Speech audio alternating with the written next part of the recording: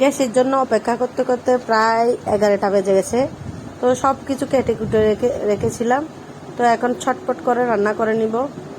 আসলে কারেন্টও থাকতেছে না, কি করব। তো এখন পেঁয়াজ, লবণ আর মশলাগুলো দিয়ে ভালোভাবে মেখে নেব। একদম চটকে চটকে মেখে নিয়েছি। সবজির মধ্যে দিয়েছি হচ্ছে পটল আর কচু। আসলে বাড়িতে গিয়েছিলাম, তো সেখান থেকে এসে দেখি সবজিগুলো লাল হয়ে গিয়েছে, কচুগুলো পচে গেছে। তো এগুলো দিয়েই রান্না করে নিব। কয়েক টুকরা মাছ ছিল ফ্রিজে, সেগুলো দিয়েই চেয়েছিলাম গ্যাসে রান্না করার জন্য, কিন্তু গ্যাস তো নাই হয়ে গেছে। তাই এভাবেই রান্না করে নিলাম। মনে করেছিলাম হয়তো টেস্ট হবে না, পটল দিয়েছি, না ভেজে দিয়েছি, কেমন হবে, কিন্তু আসলে কিন্তু খেতে অনেক দারুণ হয়েছে। গ্যাস না থাকলেও না খেয়ে থাকতে হচ্ছে না রাইস কুকারের বদলতে।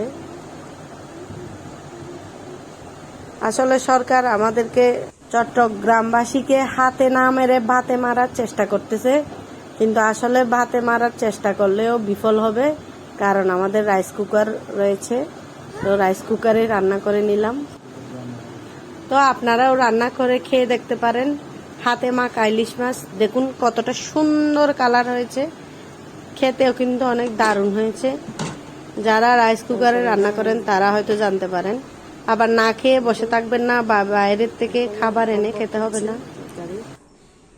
অথচ অফ করে দিয়েছি। জীবনের প্রথম রান্না করলাম হচ্ছে পটল দিয়ে ইলিশ মাছ। দেখুন রাইস কুকারে ইলিশ মাছ রান্না করেছি। কালারটা দেখুন। হাত দিয়ে মেখে বসিয়ে দিয়েছিলাম, হয়ে গেছে।